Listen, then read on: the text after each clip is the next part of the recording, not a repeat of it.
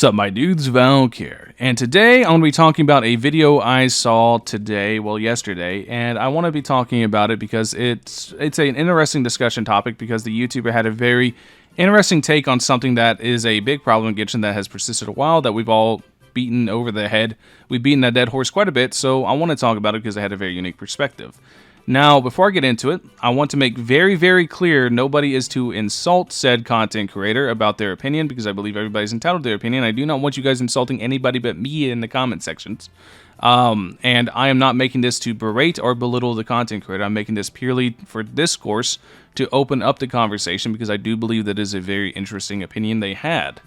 So that being said, the video is Why Genshin Wants You to Quit by EroticWalrus. I will have it in the description of this video. Feel free to give it a view for entire context to this discussion, because I am not going to be showing his video and going over it verbatim. If you want to watch his video, go watch it on his channel, not mine.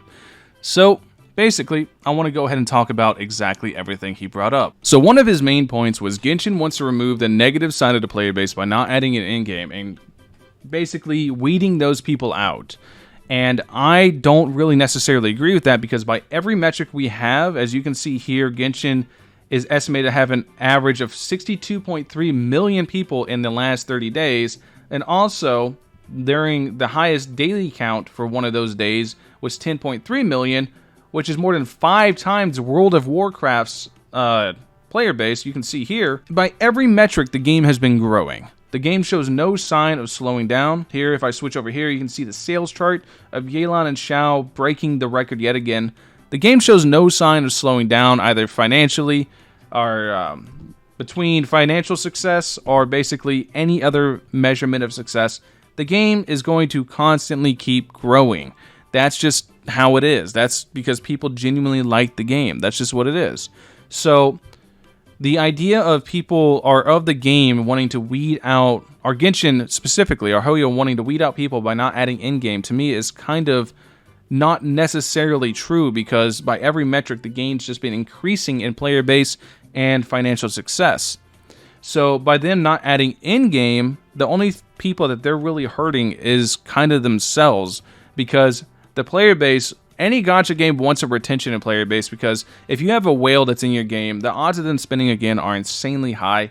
You want people that are already going to be spending money in a gacha game. That's just how gacha games are designed. They're designed for sunk cost fallacy, to keep you in, keep you interested, and keep you spending money. And it doesn't make sense to want to constantly push out players, kind of like a revolving door, like working at Walmart or something like that. They don't want to push you out. They don't want fresh faces. They want people that are already established spending money, because that's kind of how these games are designed. They are designed specifically to target whales. For example, you can see here is a video of an entire conference on how they target whales. Monetization by stage, hook, icebreaker, habit progress, hobby, consumable. They want you to develop a habit of spending for new characters in Genshin. This is an actually fantastic video. I probably will link it. It is a very good idea, or a very good look into how these companies kind of work and how this predatory loop is kind of formed, and they want you to stay and spend money. So they're not trying to weed you out by not adding in-game. For why they have not added in-game, I have no idea. I'm not going to try to provide an explanation for something I don't understand. But I do know that they do not want to weed out players whatsoever. They want to keep a high player retention, which is shown through every metric that they are succeeding at doing that somehow. Don't know how, but I'm imagining it's a lot of riding on sunk cost fallacy. I don't know. I'm not going to pretend I know. All I know is that they definitely do not want to weed you out, in my opinion, that is. Another point that he brought up was people are playing Genshin because they don't necessarily enjoy the RPG genre, but they were just playing because it was a hot new trend, which, of course, there's a very small amount of people that are doing that, but you cannot deny, no matter how much you are negative about this game, you have to give it its props where it does succeed. That is in presentation, it is in music, it is in character, world building, etc. It has its very strong points. This is a AAA quality experience for absolutely free. It costs you literally nothing to play this game, and you will get a AAA quality experience 100% of the time.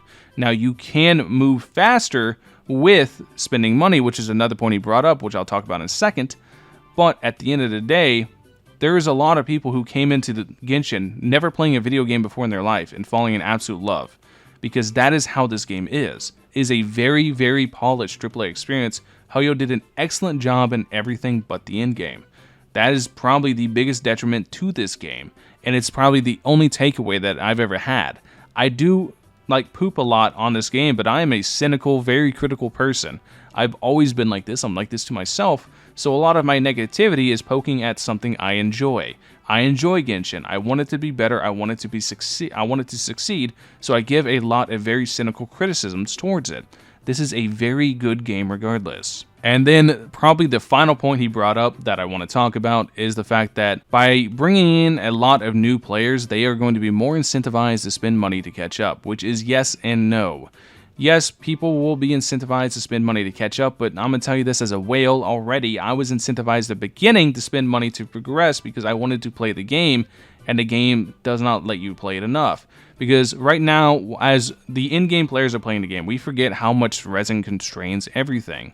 Resin is genuinely about 2 hours of resin refreshing per domain run.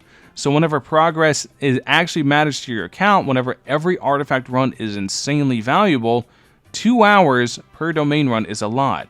But at the same time, the amount of resin you can purchase on a daily basis is capped. You can only purchase so much. So while what he's talking about is somewhat true, new players will feel incentivized to catch up, it's also not entirely possible because of the natural lockout.